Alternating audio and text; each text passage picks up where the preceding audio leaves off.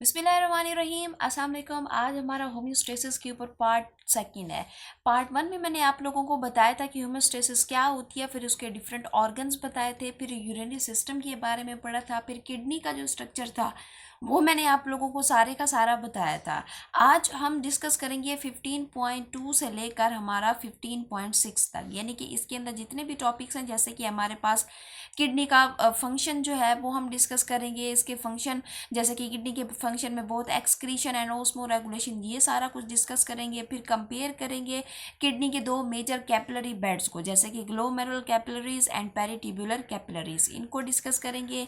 फिर हमने डिस्कस करने हैं काज and the treatment of the kidney stone, और फिर हमने किडनी फेलियर जो है उसके भी काजेस को हमने यहाँ पर जो है वो स्टडी करना है। तो आज जो हमने स्टार्ट करना है वो है फंक्शन ऑफ द किडनी, ठीक है। लेकिन उससे पहले मैंने आप लोगों को प्रीवियस लेक्चर के अंदर एक चीज़ जो था वो एक जो स्ट्रक्चर था वो बताना भूल गई थी। दैट इज़ द कि जो नेफ्रॉन होते हैं ना, नेफ्रॉन दो तरह के होते हैं ना, एक कॉर्टिकल नेफ्रॉन, दूसरा होता है जुक्स्टा मेडुलरी नेफ्रॉन। अब जो कॉर्टिकल नेफ्रॉन होता है ना, जो कॉर्टिकल नेफ्रॉन के अंदर जो हमारे पास इफरेंट आर्ट्रियूल जो है होती है, ये हमारे पास क्या है, ये इफरेंट आर्ट्रियूल है, ठीक है। अब जो इफरेंट आर्ट्रियूल्स होती हैं वो लूप ऑफ हेनले के अराउंड क्या कर लेती है, एक नेटवर्क बना लेती हैं। तो इन जो हमारे पास इफरेंट आर्ट्रियूल्स का जो नेटवर्क बना है, इसको हम क्या कहते हैं, इसको हम कहते हैं पेरीट्यूब्यूलर पेरीट्यूब्यूलर कैपिलरीज। क्या हम इसको बोलते हैं, पेरिट्यूबुलर कैपिलरीज हम इनको बोलते हैं। लेकिन अगर हम इन्हीं इफरेंट आर्ट्रियूल को जक्स्टा मेडुलरी के अंदर देखें तो जक्स्टा के अंदर इनका हमारे पास नाम चेंज हो जाता है, और वो है हमारे पास क्या चीज़, वेजा रेक्टा, ठीक है। इनका नाम चेंज करके क्या बन जाता है, वेजा रेक्टा। तो ये एक चीज़ थी जो मैंने आप लोगों को नहीं बताई थी, भूल गई थी, तो ये मैंने अब आप लोगों को बता दी। अब हम चलते हैं इसका फंक्शन डिस्कस करते हैं कि फंक्शन ऑफ द किडनी को अगर हम देखें तो इसका फंक्शन क्या होता है। सिंपली इसका अगर हम फंक्शन देखें तो हमें पता है किडनी का फंक्शन क्या होता है, यूरिन फॉर्मेशन करना। अब जो यूरिन फॉर्मेशन है, यानी कि जो यूरिन बन रहा है, हम इसको बना क्यों रहे हैं, क्यों इसकी ज़रूरत पड़ रही है, ड्यू टू ओस्मोलैरिटी। देखो अगर हम यूरिन को देखें ना, तो यूरिन हमारी बॉडी के अंदर जो बनता है उसकी जो नॉर्मल अमाउंट होती है हमारी बॉडी के अंदर, वो 25 से लेकर 34 ग्राम होती है। अगर ये इस अमाउंट से बढ़ जाता है तो हमारी बॉडी के अंदर टॉक्सिसिटी जनरेट हो जाती है, फिर हम इसको अपनी बॉडी के अंदर रख ही नहीं सकते, ठीक है। तो जब भी ये यूरिन बनता है तो यूरिन को निकालना बॉडी से लाजमी हो जाता है, और इसको निकालने के लिए हमारा किडनी जो है वो वो 3 फंक्शन को परफॉर्म करता है, 3 स्टेप्स के अंदर इसको बनाता है। पहला हमारे पास क्या है, ग्लोमेरुलस फिल्ट्रेशन, दूसरा हमारे पास क्या होता है, सिलेक्टिव रीअब्जॉर्प्शन, और तीसरा हमारे पास जो होता है वो होता है जी ट्यूब्यूलर सेक्रेशन। ये तीन स्टेप है, इन्हीं 3 स्टेप के अंदर किडनी जो है वो यूरिन को बनाता है। जो पहला स्टेप है हमारे पास, that is the glomerulus filtration. अब ग्लोमेरुलस फिल्ट्रेशन क्या है, नाम से जाहिर है कि ऐसी फिल्ट्रेशन जो कहाँ पे हो रही है, जो ग्लोमेरुलस के अंदर हो रही है, that is the glomerulus filtration. अब होगी कैसे, किस तरह का प्रोसेस है, वो हम देखते हैं। देखो भाई, यह है जी हमारा क्या चीज़, बोमैन कैप्सूल। अब बोमैन कैप्सूल के अंदर आप लोगों को क्या दिखता है, एक कैपिलरीज का जो है वो टफ्ट दिखता है, दैट इज द हमारे पास क्या होता है, ग्लोमेरुलस। अब ग्लोमेरुलस में हमारे पास क्या होता है कि एक तरफ से जो हमारे पास क्या होती है, जो आर्टरीज होती हैं वो एंटर हो रही होती हैं, जहाँ से ये एंटर हो रही होती हैं, ठीक है ना, उसको हम क्या कहते हैं, ये उसको हम कहते हैं एफरेंट आर्ट्रियोल। ये मैं पहले भी आप लोगों को बता चुकी हूँ, ठीक है, इसके स्ट्रक्चर में। और जहाँ से ये क्या हो रही होती है, एग्जिट हो रही होती है, ठीक है ना, उसको हम क्या कहते हैं, उसको हम कहते हैं इफ्रेंट आर्ट्रियोल्स, ठीक है। ये हमारे पास क्या है, इफ्रेंट आर्ट्रियोल।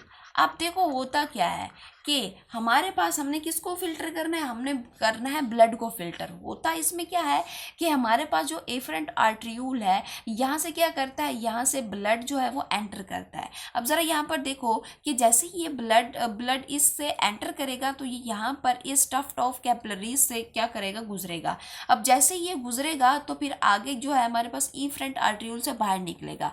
तो यहाँ पर जब ये टफ्ट ऑफ एरिया से निकल रहा होगा तो यहाँ पर क्या पड़ेगा, प्रेशर पड़ेगा। कौन सा प्रेशर पड़ेगा, हाइड्रोस्टैटिक प्रेशर पड़ेगा। अब ये प्रेशर जो है वो कैसे पड़ रहा है, देखो भाई, यहाँ पर एफरेंट आर्ट्रियूल्स को देखें तो एफरेंट आर्ट्रियूल्स का जो डायामीटर है ना वो वाइड है, यानी कि इसकी जो वेजल है ना ये क्या है, इसका जो एरिया है वो वाइड है। लेकिन अगर हम एफरेंट आर्ट्रियूल को देखिए तो एफरेंट आर्ट्रियूल आगे से क्या हो जाती है, नैरो हो जाती है, ठीक है ना, ये पतली हो जाती है, इसका डायामीटर जो है वो कम हो जाता है।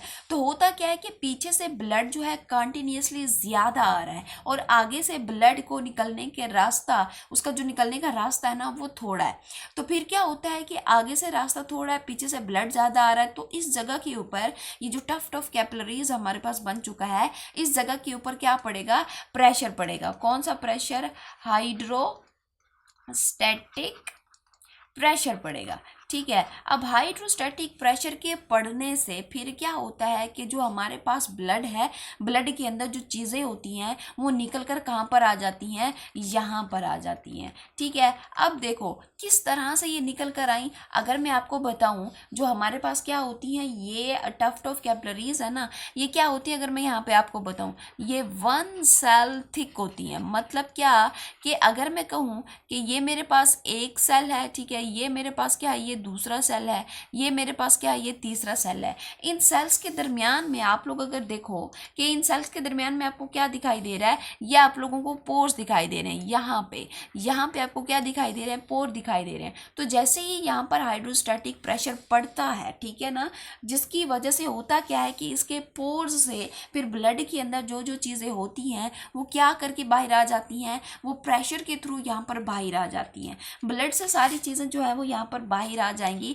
सिवाय किस चीज़ के, मैं यहाँ पे लिख दूँ, सिवाय हमारे पास जो ब्लड सेल होते हैं, ठीक है, ब्लड सेल जैसे कि आरबीसीज हैं, डब्ल्यूबीसीज हैं, प्लेटलेट्स हैं, इनके अलावा बाकी सारी चीज़ें बाहर आ जाएंगी। और एक और चीज़ भी है प्रोटीन, जैसे कि प्रोटीन में हमारे पास कौन सी प्रोटीन होगी, एल्ब्यूमिन, ठीक है, एल्ब्यूमिन। और हमारे पास ब्लड सेल जो है ये वहीं पर रह जाएंगे, ठीक है ना, ब्लड के अंदर ही रह जाएंगे, बाकी सारी चीज़ें जो हैं वो निकल कर बाहर आ जाएंगी। अब इन बाकी सारी चीज़ों में हमारे पास क्या क्या होगा, यहाँ पर अगर मैं आप लोगों से कहूँ कि हमारे पास क्या होगा, हमारे पास होगा जी वाटर, ठीक है, वाटर होगा हमारे पास, और क्या होगा जी, ग्लूकोज होगा, ठीक है। इसी तरह से हमारे पास और क्या होगा जी, अमाइनो एसिड होंगे, और क्या होगा हमारे पास, यहाँ पर आइंस होंगे, ठीक है। और हमारे पास क्या होगा जी, आइंस के बाद हमारे पास जो है वो यूरिया भी होगा, ठीक है। इसी तरह से हमारे पास क्या होंगे, हार्मोन भी होंगे, और हमारे पास क्या होगा, और जो है वो विटामिन भी होंगे, ठीक है। तो ये सारी चीज़ें जो हैं वो प्रेशर के थ्रू निकल कर इस कप में आ जाएंगी, यानी कि वुमेन कैप्सूल में आ जाएंगी, और यहाँ से फिर ये मूव करके कहाँ पर आ जाएंगी, हमारे पास पीसीटी के अंदर यहाँ पर आ जाएंगी। तो ये जो हमारा पहला स्टेप है जिसको हमने कहा कि ग्लोमेरुलस फिल्ट्रेशन यहाँ पर हो रही है, तो एक्चुअली में उसके पीछे हमारे पास क्या होता है, हाइड्रोस्टैटिक प्रेशर की वजह से ये चीज़ें यहाँ पर बाहर निकल कर कहाँ पर आ जाती हैं, पीसीटी में आ जाती हैं। अब यहाँ पर ये जो सारी चीज़ें निकल कर आई हैं, क्या इनको हम क्या बोलेंगे, इनको हम जो है वो यूरिन बोलेंगे, बिल्कुल भी नहीं, अभी यूरिन नहीं बना। अभी ये जो यहाँ पर चीज़ें निकल कर आई हैं, इन चीज़ों को हम क्या बोलेंगे, इन चीज़ों को हम बोलेंगे फिल्ट्रेशन, सॉरी फिल्ट्रेट बोलेंगे इनको, ठीक है। फिल्ट्रेशन से जो चीज़ें निकल कर आई हैं उनको हम क्या बोल रहे हैं, उनको हम बोल रहे हैं फिल्ट्रेट, ठीक है। तो ये समझ आ गया आप लोगों को, पहला स्टेप हमारा हुआ फिनिश, कि हमारे पास क्या है जी, ग्लोमेरुलस फिल्ट्रेशन में जो चीज़ें हमने बाहर निकाली दैट इज़ द फिल्ट्रेट, पहला स्टेप फिनिश। नेक्स्ट हमारे पास जो स्टेप है that is the selective reabsorption. अब सिलेक्टिव रीअब्जॉर्प्शन में अगर हम बात करें तो सिलेक्टिव रीअब्जॉर्प्शन क्या होती है, देखो सिलेक्टिव रीअब्जॉर्प्शन का मतलब क्या है कि हमने चीज़ों को दोबारा से एब्जॉर्ब कराना है। देखो यहाँ पर ये जो हमारे पास फिल्ट्रेट बना है ना, अब ये फिल्ट्रेट ऐसा फिल्ट्रेट है कि इसमें हमारी ज़रूरत की चीज़ें भी हैं, ठीक है ना। अब यहाँ पर जो हमारे पास प्रेशर पड़ा था और चीज़ें बाहर आई थी ना, ये जो हमारा ग्लोमेरुलस है, ठीक है ना, इस ग्लोमेरुलस ने ये नहीं देखा कि कौन सी चीज़ इंपॉर्टेंट है, किसको नहीं जाने देना।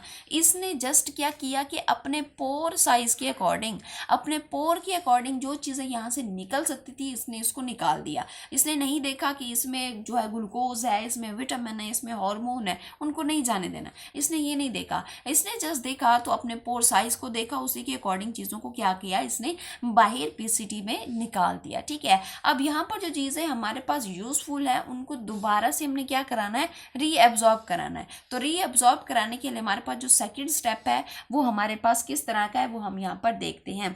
अब जो यहाँ पर रीअब्जॉर्प्शन होनी है वो हमारे पास ट्यूब्यूलर पोर्शन के अंदर होगी, यहाँ पर नेफ्रॉन के, ठीक है ना, यानी कि पीसीटी में होगी, लूपोफेनले में होगी और डीसीटी के अंदर होगी। जो पीसीटी से हम जो चीज़ें यहाँ पर क्या करेंगे, रीअब्जॉर्ब कराएंगे, दैट इज़ दी हमारे पास क्या होगा, ये ग्लूकोज होगा। ग्लूकोज को हम 100% जो है वो अपनी बॉडी के अंदर रीअब्जॉर्ब कराएंगे, इसको हम नहीं जाने देंगे। दूसरा जो हमारे पास होता है वो क्या है जी, अमाइनो एसिड। इस अमाइनो एसिड को भी हम क्या कराएंगे, रीअब्जॉर्ब कराएंगे। और यहाँ पर हमारे पास कुछ आयंस होते हैं, ठीक है ना, इनको भी हम क्या करा लेंगे, रीअब्जॉर्ब करा लेंगे। यहाँ पे मैं लिख देती हूँ कि यहाँ पर हमने क्या करा लिया, इनको रीअब्जॉर्ब करा लिया, ठीक है। नेक्स्ट अगर हम देखिए लूपोफेनले, लूपोफेनले में एक हमारे पास डिसेंडिंग है और दूसरा हमारे पास क्या है, असेंडिंग है।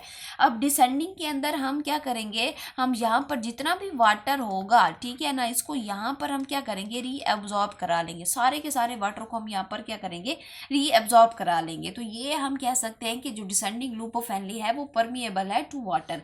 अब जो डिसेंडिंग सॉरी जो हमारे पास असेंडिंग है, असेंडिंग में हम क्या करेंगे, जो हमारे पास जितने भी साल्ट होते हैं, जैसे कि हमारे पास सोडियम है, इसी तरह से हमारे पास क्लोरीन है और हमारे पास क्या होता है, पोटाशियम है, इन सब को क्या करेंगे, हम यहाँ पर एब्जॉर्ब करा लेंगे, ठीक है। और जो हमारे पास कलेक्टिंग डक्ट है ना, कलेक्टिंग डक्ट से हम दोबारा से क्या कराएंगे, जो हमारे पास वाटर है उसको कराएंगे और जो हमारे पास क्या होता है NaCl उसको कराएंगे। लेकिन दिस जो हमारे पास कलेक्टिंग डक्ट होती है ना, इससे तब हम ये वाटर और साल्ट को रीअब्जॉर्ब कराएंगे जब स्ट्रेस कंडीशन होगा। फिलहाल हम इसको हमें यहाँ से रीअब्जॉर्ब कराने की ज़रूरत नहीं है। स्ट्रेस कंडीशन में यहाँ से हम क्या कराएंगे, रीअब्जॉर्ब कराएंगे, वो मैं आप लोगों को बताऊंगी जब मैं काउंटर करंट आप लोगों को यहाँ पर पढ़ाऊंगी, ठीक है। और जो हमारा डीसीटी होता है, डीसीटी से हमने क्या किया, जो है वो रीअब्जॉर्ब कराना है। यहाँ से दोबारा से हम क्या करेंगे, जो हमारे पास साल्ट जो है वो यहाँ पर बच चुके होंगे, ये वाले साल्ट यहाँ पर कुछ एब्जॉर्ब हो चुके होंगे लेकिन कुछ रह गए होंगे, तो दोबारा हम इसको डीसीटी के अंदर जो है दोबारा से हम इनको रीअब्जॉर्ब करा लेंगे। तो यहाँ पर हमने जो हमारा सेकेंड स्टेप है वो भी फिनिश कर लिया, ठीक है। That is the selective reabsorption के जो चीज़ें बाहर आई हैं उनको हमने क्या करना है कि उनमें यूजफुल चीज़ें थी उसको हमने क्या करना है, दोबारा से रीअब्जॉर्ब कराना है। अब नेक्स्ट हमारे पास जो प्रोसेस है, जो स्टेप है, that is the tubular secretion. अब ट्यूब्यूलर सिक्रीशन के अंदर हमने क्या क्या करना है। अब ट्यूब्यूलर सिक्रीशन होता क्या है कि ब्लड से वेस्ट को निकाल कर हमने दोबारा से किस में डालना है, फिल्ट्रेट में डालना है। हो सकता है कि ब्लड था, ठीक है ना, ब्लड में से जो चीज़ें थी वो क्या है, सही तरह से बाहर नहीं आई, हो सकता है उसके अंदर H+ आयंस जो है वो रह गए हों। तो हम क्या करेंगे, जो ब्लड है, ठीक है ना, पेरिट्यूबुलर कैपिलरीज या वेसा रेक्टा से हम उसको क्या करेंगे, दोबारा से ब्लड से निकाल कर कहाँ पर लेकर आएंगे, यहाँ पर लूपोफेनले के अंदर लेकर आएंगे और इसको क्या करा लेंगे, फिर दोबारा से यहाँ से एक्सक्रीट आउट करा लेंगे। तो अब वो कौन कौन सी चीज़ें हैं जिसको हम ब्लड के थ्रू जो है वो यहाँ पर निकाल कर इस नेफ्रॉन के अंदर लाएंगे। तो हमारे पास जो पीसीटी है, पीसीटी से हम किस किस को निकालेंगे, हम निकालेंगे यहाँ पर जो हमारे पास H+ आयंस है, ठीक है ना। H+ आयंस यानी कि अगर ये रहेगा तो ब्लड का pH जो है वो ज़्यादा हो जाएगा, एसिडिक हो जाएगा और इससे हमें ही प्रॉब्लम होगा। और हम क्या निकालेंगे, और हम निकालेंगे ड्रग्स को। अगर हमने मेडिसिन वगैरह ली हैं तो हम ड्रग्स को भी निकालेंगे, ठीक है। इसी तरह से जो बॉडी के अंदर टॉक्सिन प्रोड्यूस हो चुकी है तो उसको भी हम यहाँ से पीसीटी से हम यहाँ पर निकाल लेंगे। और इसके बाद जो हमारा क्या होता है, ये दोबारा से हमारे पास जो डिसेंडिंग है या असेंडिंग लूप ऑफ हेनले है, यहाँ से हम देखेंगे कि ये वाली जो चीज़ें हैं अगर कम्प्लीटली अब्जॉर्ब हो गई हैं पीसीटी में तो देन ओके, लेकिन अगर कुछ रह गई हैं तो दोबारा से हम असेंडिंग और डिसेंडिंग से इनको क्या करा लेंगे, जो है वो सिक्रीट करा लेंगे, ठीक है। और हमारे पास जो कलेक्टिंग डक्ट है, कलेक्टिंग डक्ट से दोबारा से हम क्या करेंगे, यहाँ से हम सिक्रीट करा लेंगे किस चीज़ को, H+ आयंस को, ठीक है, यानी कि दोबारा से हम H+ आयंस को करेंगे। इसी तरह से हमारे पास पोटाशियम आयन है, यानी कि आयन की कंसंट्रेशन को यहाँ पर स्टेबल करने के लिए हम यहाँ पर जो है इनको निकाल लेंगे। और कुछ ड्रग्स भी होंगी, उनकी जो एंटीबॉडीज होंगी ना, उनको भी हम यहाँ से क्या कर लेंगे, निकाल लेंगे। तो ये हमारे पास फंक्शन ऑफ द किडनी, जिसमें मैंने आप लोगों को ग्लोमेरुलर फिल्ट्रेशन बताया, सिलेक्टिव रीअब्जॉर्प्शन बताया एंड दी ट्यूब्यूलर सिक्रीशन मैंने आप लोगों को बताया। अब नेक्स्ट हम चलते हैं और मैं आप लोगों को बताती हूँ कि जो यूरिन बना है, तो यूरिन जो बना है उसकी कंपोजिशन क्या है वो किस तरह का होता है। तो अगर मैं कहूँ तो यूरिन का कलर अगर हम देखें तो वो क्या होता है, पेल येलो कलर का होता है। पेल येलो कलर का क्यों होता है, ड्यू टू द पिगमेंट। कौन सा पिगमेंट होता है भाई, पिगमेंट की अगर हम बात करें तो वो पिगमेंट होता है यूरोक्रोम, ठीक है। यूरोक्रोम पिगमेंट की वजह से हमारा जो यूरिन है उसका कलर क्या होता है, पेल येलो होता है। और अगर हम देखें तो पर डे हमारी बॉडी के अंदर कितना यूरिन बनता है, वो बनता है 1.2 से लेकर 1.5 लीटर, ठीक है। और इस 1.2 और 1.5 लीटर के बनने में हमारा जो यूरिया है, ठीक है ना, यूरिया इसमें कितना बनता है, यूरिया बनता है 25 से लेकर 30 ग्राम, ठीक है ना, पर डे बनता है, ठीक है। और अगर हम देखें तो हमारा जो हमारा यूरिन होता है ना, उसकी जो पीएच है वो कितनी होती है, उसकी पीएच होती है जो 6, ठीक है। इसके अलावा हमारे पास जो यूरिन होता है, यूरिन में हमारे पास जो वाटर है वो कितना होता है, वाटर होता है 95%, ठीक है। और जो हमारे पास क्या होता है, यूरिया होता है ना, यूरिया हमारे पास कितने परसेंट होता है, 5% होता है। इसके अलावा यहाँ पर कुछ क्या होते हैं, कुछ यूरिक एसिड भी होता है, ठीक है। यहाँ पर यूरिक एसिड भी होगा, यहाँ पर आइंस भी होंगे, ठीक है। यहाँ पर सल्फेट भी होगा, ठीक है ना, इस यूरिन के अंदर। और हमारे पास क्या होगा, कुछ बाइल पिगमेंट होंगे, ठीक है, बाइल पिगमेंट होंगे। और हमारे पास इस यूरिन के अंदर क्या क्या हो सकता है, यहाँ पर हमारे पास कुछ प्रोटीन्स भी होंगी, ठीक है। तो ये हमारे पास जो है वो यूरिन की कंपोजिशन है कि यूरिन जो है वो किस तरह का होता है और क्या क्या चीज़ें इसके अंदर जो है वो इंक्लूड होती हैं। अब फ्लो ऑफ यूरिन, ठीक है ना, अगर हम देखें तो यहाँ पर हमने क्या कर लिया, सिलेक्टिव रीअब्जॉर्प्शन कराई, ट्यूबुलर सेक्रेशन कराई, फिल्ट्रेशन कराई। ये यहाँ पर अब जो है वो हमारे पास फाइनली क्या हो चुका है कि जो चीज़ें यहाँ पर अब बच चुकी होंगी तो वो हमारा अब क्या बन चुका है, यूरिन बन चुका है। अब यूरिन बनने के बाद अब यूरिन को किस तरह से किडनी से हमने कहाँ पर लाना है, यूरिनरी ब्लैडर के अंदर, और यूरिनरी ब्लैडर से फिर हमने यूरिथ्रा में किस तरह से जो है वो भेजना है, वो हमने यहाँ पर एक चार्ट बताना है, एक फ्लो बताना है। तो सबसे पहले हम यूँ कहेंगे कि हमारा सबसे पहले क्या बनता है, यूरिन बनता है। यूरिन बनने के बाद वो किस में जाता है, वो कलेक्टिंग डक्ट में जाता है, ठीक है। कलेक्टिंग डक्ट में गया, कलेक्टिंग डक्ट में जाने के बाद फिर किस में जाता है, माइनर केलिक्स में जाता है, ठीक है, माइनर केलिक्स में। वहाँ से किस में जाता है, मेजर केलिक्स में जाता है, ठीक है। मेजर केलिक्स में जाने के बाद फिर ये किस में जाता है, रीनल पेल्विस में जाता है, ठीक है, रीनल पेल्विस में जाने के बाद ये फिर कहाँ से जाता है, ये फिर आ जाता है यूरिनरी ब्लैडर में, ठीक है, यू ब्लैडर यानी कि यूरिनरी ब्लैडर। और इसके बाद फिर हमारे पास जो फाइनल स्टेप होता है वो होता है जी यूरिथ्रा से फिर ये कहाँ पे जाता है, बाहर चला जाता है, ठीक है। तो ये हमारे पास क्या है, फ्लो ऑफ यूरिन है। समझ आ गई इतना। नेक्स्ट हम यहाँ पर चलते हैं और डिस्कस करते हैं काउंटर करंट मल्टीप्लायर क्या होता है। देखो भाई, ये हमारे पास एक ऐसा प्रोसेस है कि जब भी बॉडी के अंदर क्या होती है, डिहाइड्रेशन होती है, याद रखिएगा, डिहाइड्रेशन होती है, या फिर बॉडी के अंदर कौन सी कंडीशन होती है, स्ट्रेस कंडीशन होती है। तो अगर ये दो कंडीशन बॉडी के अंदर हैं तो ये जो हमारे पास मैकेनिज्म होता है ना, ये एक्टिव हो जाता है। ऑल द टाइम ये एक्टिव नहीं होता, ये जब देखता है कि हमारी बॉडी के अंदर क्या है जी, कोई स्ट्रेस कंडीशन है या डिहाइड्रेशन है, या यूँ कहूँ सिंपली कि जब हम फास्टिंग करते हैं तब ये सिस्टम जो है वो एक्टिवेट होता है, ठीक है। ऑल द टाइम एक्टिवेट नहीं होगा। और इसके अंदर जो हमारा नेफ्रॉन काम करता है वो कौन सा नेफ्रॉन होता है, वो होता है जक्स्टा मेडुलरी नेफ्रॉन, ठीक है, जक्स्टा मेडुलरी नेफ्रॉन इसके अंदर काम कर रहा होता है, ठीक है। अब ये प्रोसेस किस तरह से होता है, अब देखो हमारे पास अगर डिहाइड्रेशन हो गई या स्ट्रेस कंडीशन हो गई तो हमने क्या करना है, जो यूरिन बन रहा है और उस यूरिन के अंदर जो वाटर है उसको हमने सारे का सारा रीअब्जॉर्ब करा लेना, उसको फिर बॉडी से बाहर नहीं जाने देना। अब ये किस तरह से होगा ये मैं आप लोगों को यहाँ पर जो है वो स्टेप बाय स्टेप यहाँ पर बता देती हूँ। अब यहाँ पर देखिए कि हमारे पास ये क्या है, loop of Henle. Loop of Henle का हमारे पास क्या है, ये ascending limb of loop of Henle है, ठीक है। और ये हमारे पास क्या है, descending limb of loop of Henle है, ठीक है।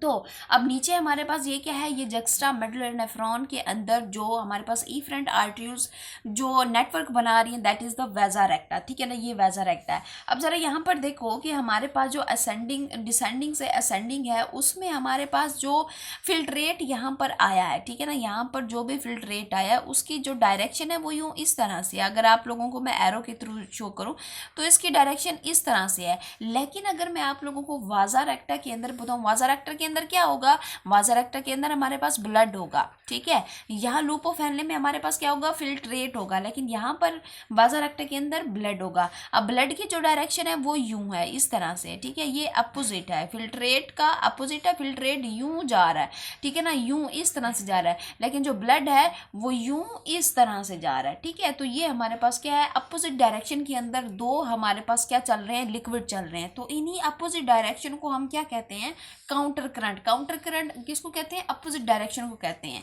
ठीक है। अब इसमें होता क्या है कि हमारे पास जो ब्लड है, ठीक है ना, अब ब्लड के अंदर हमने दोबारा से वाटर को एब्जॉर्ब कराना है, तो होगा क्या कि हमारे पास जो क्या होती है, असेंडिंग लूप ऑफ हेनले है, ठीक है ना। यहाँ से हम क्या करते हैं, यहाँ से जो हमारे पास सॉल्ट होते हैं जैसे कि सोडियम और क्लोरीन है, ठीक है ना, इसको हम क्या करेंगे, यहाँ से निकालेंगे, और निकालने के बाद इसको हम किस में डाल देंगे, इस ब्लड के अंदर डाल देंगे। ये ब्लड में थ्रू वाजा रेक्टा मूव करता हुआ फिर कहाँ पर आ जाएगा, ये यहाँ पर आ जाएगा NaCl, ठीक है। ये यहाँ से हम इसको क्या करेंगे, यहाँ से निकाल कर असेंडिंग से निकाल कर यहाँ पर इसको जो है वो यहाँ पर आकर ड्रेन आउट कर देंगे। अब ये वाली जो जगह है ना, ये जो जगह आप लोग देख रहे हो, ये मेडुलरी इंटरस्टिशियम है, ठीक है ना, ये मेडुला का पोर्शन है, ठीक है ना, क्योंकि हमें पता है जो हमारे पास जक्स्ट्रा का जो नेफ्रॉन होता है ना, वो क्या होता है, हाफ जो है वो हमारे पास किस में चला जाता है, उसके अंदर मेडुला के अंदर चला जाता है, ठीक है। तो ये जो आप लोग स्पेस देख रहे हो, ये वाली स्पेस, इसको हम क्या कहते हैं, मेडुलरी इंटरस्टिशियम, ठीक है। तो ये मेडुलरी इंटरस्टिशियम है। तो यहाँ से जो हमारा क्या निकल रहे हैं, सॉल्ट निकल रहे हैं असेंडिंग से, यहाँ से निकाल के हम इसको दोबारा से दूसरी तरफ यहाँ पर मेडुलरी इंटरस्टिशियम के अंदर डाल देंगे। तो जैसे ही हम यहाँ पर सॉल्ट डालते जाएंगे तो होता क्या है कि यहाँ पर क्या बढ़ जाएगा, यहाँ सॉल्ट की कंसंट्रेशन बढ़ जाएगी। तो जैसे ही यहाँ पर सॉल्ट की कंसंट्रेशन बढ़ जाएगी, तो पीछे मैंने आप लोगों को बताया यहाँ पर बताया कि जो हमारा डिसेंडिंग लूप ऑफ हेनले होता है वो किसके लिए परमिएबल होता है, वो वाटर के लिए परमिएबल होता है। तो जैसे ही यहाँ पर क्या बढ़ेगा, साल्ट यहाँ पर बढ़ गए, तो हमें पता है जो वाटर है उसकी हैबिट होती है, वो क्या करता है, वो कम सैल्यूट वाले एरिया से किस में जाता है, ज़्यादा सैल्यूट वाले एरिया में जाता है। तो यहाँ से जितना भी वाटर होगा ना, वो यहाँ पर निकलता चला जाएगा, ठीक है ना। हम यहाँ पर साल्ट को बढ़ाते जाएंगे, और यहाँ से फिर वाटर जो है वो खुद ब खुद जो है वो सैल्यूट की कंसंट्रेशन के अकॉर्डिंग यहाँ पर मूव करता हुआ आता चला जाएगा, ठीक है। तो ये है हमारे पास के किस तरह से हमने जो है वो काउंटर करंट मल्टीप्लायर को अप्लाई करना है, ठीक है। यहाँ से हम साल्ट को निकालते चले जाएंगे, और यहाँ पर इसकी कंसंट्रेशन बढ़ती चली जाएगी, तो दोबारा से ये वाटर को निकालता चला जाएगा, और फिर ये जब वाटर यहाँ से निकल आएगा तो दोबारा ये ब्लड के थ्रू रीअब्सॉर्ब करवा के हम इसको बॉडी के अंदर क्या करा लेंगे, रीगेन करा लेंगे। इसको बॉडी से बाहर नहीं जाने देंगे, क्योंकि बॉडी को ज़रूरत होगी उस टाइम वाटर की, जब हमारी बॉडी के अंदर क्या होगी, डिहाइड्रेशन होगी, या फिर हमारी बॉडी में स्ट्रेस कंडीशन होगी, ठीक है। तो ये है हमारे पास काउंटर करंट मल्टीप्लायर। नेक्स्ट हमारे पास आता है topic kidney stone. Kidney stone भाई क्या होती हैं। अब देखो भाई, किडनी स्टोन को अगर मैं बताऊं, व्हेन यूरिन बिकम कंसंट्रेटेड, ठीक है ना, क्या हो गया कि यूरिन जो था आपका, यूरिन किस तरह का बना, कंसंट्रेटेड बना। उसके बनने से जो हमारे पास क्रिस्टल होते हैं, ठीक है ना, क्रिस्टल ऑफ मैनी साल्ट के जो क्रिस्टल होते हैं ना, वो क्या हो जाते हैं, डिपॉजिट हो जाते हैं। उनके डिपॉजिट होने से फिर क्या होता है, जो हार्ड मैस है, ठीक है, हार्ड मैस, यहाँ पे देखो क्रिस्टल यूं इस तरह से होते हैं, ठीक है, यूं इस तरह से। अब ये जब क्या होते हैं, डिपॉजिट होते हैं, तो यूं इस तरह से डिपॉजिट करके ये क्या बन जाते हैं, हार्ड मैस बन जाते हैं, ठीक है ना। और जब ये हार्ड मैस बन जाते हैं तो ये किडनी से नहीं निकल पाते, और किडनी से नहीं निकल पाते तो इसको फिर हम क्या कहते हैं, किडनी स्टोन कहते हैं, ठीक है ना। इसको फिर हम क्या बोल देते हैं, किडनी स्टोन कह देते हैं। इसकी प्रॉपर डेफिनेशन यहाँ लिखी हुई है, तो आप लोग यहाँ पर इसको रीड कर लीजिएगा। अब यहाँ पर डिस्कस कर लेते हैं इसके काजेस को, कि किडनी स्टोन के काजेस क्या क्या हो सकते हैं। सबसे पहले हमारे पास क्या है, जो एज है वो ज़्यादा मैटर करती है। 50 से 55 वाले जो एजड पीपल्स होते हैं, उनमें ये किडनी स्टोन होने के ज़्यादा चांसेस होते हैं। क्यों, क्योंकि हमारा जो किडनी होता है, या फिर हम यूँ कहें कि बॉडी के जितने भी ऑर्गन्स होते हैं ना, वो उनका जो फंक्शन होता है वो कम होता जाता है। ठीक है, क्यों कम होता जाता है? क्योंकि उनके सेल जो हैं वो इतने ज़्यादा एफिशिएंट नहीं होते जितना कि यंग एज में थे। फिर क्या होता है कि अगर किडनी है तो किडनी का जो हमारे पास फंक्शनल यूनिट है नेफ्रॉन, वो थोड़ा वीक हो जाएगा। तो वीक होगा तो एज के साथ जो है वो किडनी स्टोन हो ही जाते हैं। ठीक है, फिर दूसरी हमारे पास जो चीज़ है वो है डाइट। डाइट अगर हमारी ठीक ना हो, ठीक है, जैसे कि अगर हम क्या करें कि ग्रीन वेजिटेबल का ज़्यादा यूज़ करें, इसी तरह से विटामिन सी और डी का ज़्यादा यूज़ करें, तो उससे भी हमारी किडनी स्टोन हो सकती है। या फिर अगर हम क्या करते हैं कि जो हमारे कुछ कैल्शियम होते हैं, ठीक है ना, कैल्शियम सॉल्ट होते हैं, ठीक है ना, उनको अगर हम ब्लड के अंदर ज़्यादा रख लें, ठीक है, यानी कि अगर हम कैल्शियम है, कैल्शियम को बॉडी में ज़्यादा, पहले ही हमारी बॉडी के अंदर कैल्शियम है, फिर हम और सप्लीमेंट ले रहे हैं कैल्शियम के, ठीक है, तो उससे भी क्या होती है, किडनी स्टोन हो सकती है। इसी तरह से अगर आपको क्या रहती है, हाइपर टेंशन रहती है, यानी कि आपका बीपी जो है वो हर वक्त जो है वो ज़्यादा रहता है, तो इससे भी क्या रहता है, इससे भी हमारी बॉडी के अंदर किडनी स्टोन हो सकती है। इससे जो हाइपरटेंशन है, इससे होता क्या है कि यूरिया और जो हमारे पास कैल्शियम होते हैं ना, ये ज़्यादा हो जाते हैं ब्लड के अंदर। दैट्स वाई फिर ये क्या क्या काज करते हैं, ये काज करते हैं क्रिस्टल, क्रिस्टल से फिर क्या बनते हैं, हार्ड मैसेज बन जाते हैं। ठीक है, ये हो गया। इसके अलावा कुछ हमारे पास और भी चीज़ें होती हैं, जैसे कि हमारे पास ऑक्सलेट होता है, ठीक है ना, ऑक्सलेट जो है ये भी हमारे पास काज करता है किस चीज़ को, किडनी स्टोन को। ठीक हो गया। इसके अलावा बॉडी के अंदर कुछ इन्फेक्शंस होते हैं, इन्फेक्शन के थ्रू भी क्या होता है, इन्फेक्शन के थ्रू भी हमें क्या हो सकते हैं जी, किडनी स्टोन्स हो सकते हैं। अब अगर हम बात करें कि केमिकल नेचर जो है वो किडनी स्टोन की क्या क्या हो सकती है, यानी कि जो किडनी स्टोन है, स्टोन को अगर हम देखें, स्टोन किस टाइप के हो सकते हैं, कि किस किस चीज़ से मिलके बने हो सकते हैं। जैसे कि अगर हम बात करें, कुछ स्टोन ऐसे होते हैं जिसको हम क्या कहते हैं, कैल्शियम ऑक्सलेट स्टोन। ठीक है, और ये स्टोन जो होते हैं ना, मोस्टली पीपल को यही होते हैं, यानी कि 70% अगर हम देखें जो किडनी स्टोन होती हैं उनमें 70% इन्हीं का रोल होता है, कैल्शियम ऑक्सलेट का। दूसरे नंबर पर हमारे पास आते हैं कैल्शियम फॉस्फेट। कैल्शियम फॉस्फेट के स्टोन होते हैं, इनका जो रोल होता है ना बॉडी में, वो कितना होता है, 50% ये किडनी स्टोन करवा रहे होते हैं। और तीसरी हमारे पास होती है यूरिक एसिड वाले जो स्टोन होते हैं, और ये कितने होते हैं जी, 10% होते हैं, यानी कि ये इस किस्म की हमारे पास जो है किडनी स्टोन हो सकती हैं। नेक्स्ट हम बात करते हैं कि इसका इफेक्ट क्या होता है। इसका इफेक्ट ये होता है कि अगर स्टोन बन चुका है तो उससे जो है, किडनी स्टोन तो बन गया, किडनी स्टोन बन गया, उससे क्या हो जाती है, यूरिनरी ऑब्स्ट्रक्शन हो जाती है, यानी कि हमारा जो यूरिनरी सिस्टम है, ठीक है ना, हमारे किडनी है, हमारा यूरेटर है, यूरिनरी ब्लैडर और यूरेथ्रा, कहीं पे भी जाकर ये स्टोन जो है किसी भी रास्ते को ब्लॉक कर सकता है, और ब्लॉक करेगा तो फिर इससे क्या होगी, कॉम्प्लिकेशन होगी, और बहुत सारे इन्फेक्शन जो हैं वो एरीज कर सकती हैं। अब यहाँ पर हम नेक्स्ट चलती हैं इसके सिम्टम्स, यानी कि हमें किस तरह से पता चलेगा कि हमारी बॉडी के अंदर जो है वो किडनी स्टोन हो चुका है। तो इसके लिए हमारे पास यहाँ पर क्या है कि कुछ सिम्टम्स हैं, जैसे कि आपको क्या होगा, पेन होगा। पेन कहाँ पर होगा, लोअर एब्डोमेन में होगा, और लोअर बैक पे आप लोगों को बहुत ज़्यादा पेन होगा। इसके अलावा आप लोगों को क्या होगी, वॉमिटिंग होगी। ठीक है, वॉमिटिंग आपको साथ साथ में चलेंगी। इसके अलावा नोजिया होगा, यानी कि मतली भी आप लोगों को रहेगी। इसके अलावा क्या होगा जी, फ्रीक्वेंट यूरिनेशन।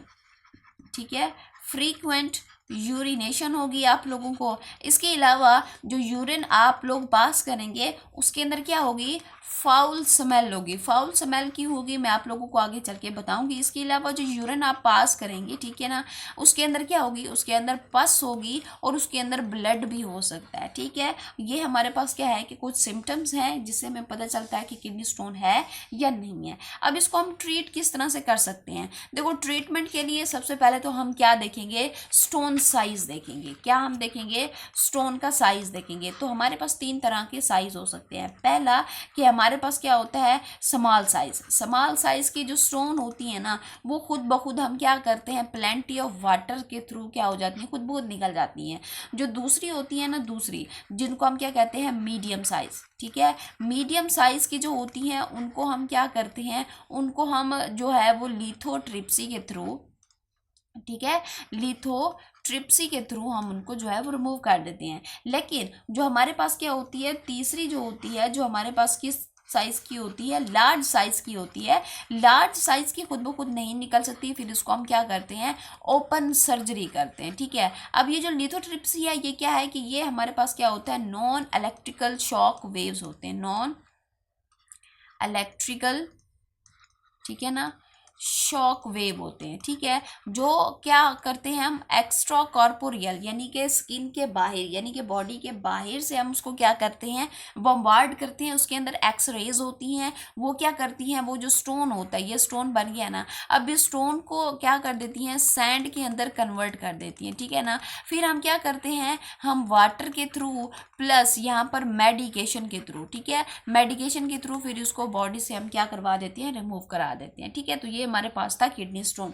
अब बात करते हैं रीनल फेलियर की। रीनल फेलियर हमारे पास क्या होता है, देखो रीनल फेलियर जैसे कि नाम से ज़ाहिर है, रीनल फेल यानी कि हमने क्या करना है कि किडनी फेल हो गया, किडनी फेल हो गया तो किडनी जो हमारे पास उसका फंक्शन था कि जिसमें हमारे पास क्या होता है, ये ऐसी कंडीशन है कि जिसमें किडनी कंप्लीटली या पार्शियल यानी कि आधा या कंप्लीटली क्या हो जाता है, अपना फंक्शन लॉस कर देता है। और किडनी का फंक्शन क्या था भाई, यूरिन को बनाना, ठीक है, यूरिन फॉर्मेशन इसका फंक्शन था। लेकिन अब ये फंक्शन जो है वो क्या हो गया है, ख़त्म हो गया, ये नहीं कर रहा। किस लिए नहीं कर रहा, तो मैं आप लोगों को बताती हूँ कि क्यों नहीं कर रहा। अब जब जैसे ही रीनल फेलियर होता है तो इससे क्या होता है कि हमारी बॉडी के अंदर जो टॉक्सिन बन रही है, टॉक्सिन में हमारे पास जैसे कि यूरिया है, यूरिया के बाद हमारे पास क्या है, जो हमारे पास नाइट्रोजनस वेस्ट होते हैं वो बॉडी के अंदर डिपॉजिट होना स्टार्ट कर देते हैं। और जैसे ही ये डिपॉजिट होना स्टार्ट कर देते हैं तो बहुत सारे मसाइल जो है वो बॉडी के अंदर एरीज होते हैं। अब जो रीनल फेलियर है ना, रीनल फेलियर को अगर हम देखें तो ये होता क्यों है और कितनी इसकी टाइप है। एक होता है हमारे पास acute renal failure. Acute renal failure में अगर मैं आप लोगों को बताऊं कि एक ऐसा फेलियर होता है, एक्यूट, एक्यूट मतलब क्या होता है, अचानक से, ठीक है, कि जैसे कि जब हम कहें कि जैसे कोई एक्सीडेंट अचानक से हो जाता है और आप लोग इंजर्ड हो जाते हो, तो ये भी हमारे पास एक्यूट रीनल फेलियर भी ऐसा है कि पता नहीं चला, बस अचानक से क्या हुआ जी, आपका जो है वो रीनल फेलियर हो गया, ठीक है ना, आपका किडनी जो है वो काम करना छोड़ गया। अब ये होता क्यों है, एक्यूट रीनल फेलियर कैसे होता है, मैं आप लोगों को यहाँ पर बता देती हूँ कि अगर कहीं पे बॉडी में क्या हो जाए, सिवियर ब्लड लॉस हो जाए, तो जैसे ही सिवियर ब्लड लॉस होता है तो होता क्या है कि जैसे ब्लड की कमी होती है तो फिर हम क्या करते हैं कि बॉडी के अंदर और भी ऑर्गन्स है, ठीक है, तो जैसे ब्लड की कमी होती है तो हम जो हमारे वाइटल ऑर्गन्स होते हैं, जैसे कि अगर हम अपने हार्ट की बात करें, अगर हम अपने ब्रेन की बात करें, तो हम ब्लड फिर उनको देते हैं। किडनी का जो हमारे पास ब्लड है ना, फिर उसको हम जो है वो उसकी जो ट्रांसफ़र है ना उसको हम रोक देते हैं। इससे क्या होता है कि ब्लड उस किडनी को नहीं पहुंच पाता, जिससे किडनी जो है वो फेल हो सकता है। दूसरा कि हम अगर कुछ हैवी ड्रग्स ले रहे हैं, ड्रग्स जैसे कि कैंसर की ड्रग होगी, ठीक है, ये बहुत ज़्यादा हैवी होती है, इससे किडनी जो है वो फेल हो जाता है। इसके अलावा अगर आप लोगों का जो लीवर है, लीवर अगर आप लोगों का फेल हो जाए, कोई प्रॉब्लम थी आप लोगों को, ठीक है, कि लीवर के अंदर, और फिर लीवर फेल हुआ तो किडनी भी फेल हो जाएगा, ठीक है। इसी तरह से अगर आपको क्या हुआ, हार्ट अटैक आ गया, ठीक है, अचानक से हार्ट अटैक आ गया तो भी आप लोगों को किडनी फेल हो सकता है। इसी तरह से आप लोगों का जो बीपी है, ठीक है, अगर ये बहुत ज़्यादा हाई रहता है, यानी कि अगर आप लोगों को हाइपरटेंशन रहती है तो ये भी काज कर सकती है एक्यूट रीनल फेलियर की। अब क्रॉनिक रीनल फेलियर में जो है, क्रॉनिक का मतलब क्या होता है कि ये एक ऐसा रीनल फेलियर है जो क्या करेगा, जो आहिस्ता आहिस्ता से, ठीक है, जो क्या करता है, आहिस्ता आहिस्ता से हमारी किडनी को फेल कर देता है, उसके फंक्शन को। अब ये क्यों हो सकता है, जैसे कि हमारे पास बीपी प्रॉब्लम हो, बीपी बहुत ज़्यादा जो है वो हाई रहता हो, एक दिन की बात नहीं है, कंटिन्यूसली जो है वो हाई रहने लगा है, तो इससे भी क्या होता है कि आहिस्ता आहिस्ता हमारा किडनी फेल होना स्टार्ट कर देता है। दूसरा, हमें क्या हो कि शुगर हो, डायबिटीज़ हो, शुगर के पेशेंट क्या होता है कि उससे जो ब्लड है ना उसमें ग्लूकोज की कंसनट्रेशन ज़्यादा हो जाती है, ब्लड जो है वो थिक हो जाता है, किडनी के नेफ्रॉन को ज़्यादा काम करना पड़ता है, ज़्यादा काम करना पड़ता है तो वो क्या हो सकता है, उसका फेलियर हो सकता है, ठीक है। तीसरा, अगर बार बार जो है वो आपको क्या हो रही है, किडनी स्टोन्स हो रही हैं, तो किडनी स्टोन्स हो रही हैं तो हो सकता है आप लोगों का जो है वो रीनल फेलियर भी हो जाए। तो ये हमारे पास क्या है कि इसकी कुछ वजूहात थी और इसकी टाइप्स थी कि क्यों होता है और कैसे होता है। अब यहाँ पर इसकी ट्रीटमेंट की बात करें तो इसकी दो ही ट्रीटमेंट है। अगर तो आपका किडनी फेल हो चुका है तो आप क्या करा लो, किडनी ट्रांसप्लांट करा लो, ठीक है ना, किडनी ट्रांसप्लांट कराओ, जिससे जो एक किडनी है उसकी जो लाइफ स्पैन है वो 10 साल तक जो है वो बढ़ जाती है। दूसरा आप क्या करा लो, डायलिसिस करा लो, यानी कि आप लोग आर्टिफिशियल किडनी जो है उसके थ्रू अपना ब्लड जो है वो साफ कराते रहो, ठीक है। ये था हमारे पास आज का एक लेक्चर, जिसके अंदर मैंने आप लोगों को यहाँ पर जो हमारे पास किडनी का फंक्शन था वो मैंने आप लोगों को यहाँ पर बता दिया, ठीक है। फिर मैंने आप लोगों को यूरिन की कंपोजिशन बताई, काउंटर करंट मल्टीप्लायर पढ़ाया, इस तरह से किडनी स्टोन क्या होती हैं वो बताई, ये सारा कुछ हमने पढ़ा और रीनल फेलियर के बारे में पढ़ा।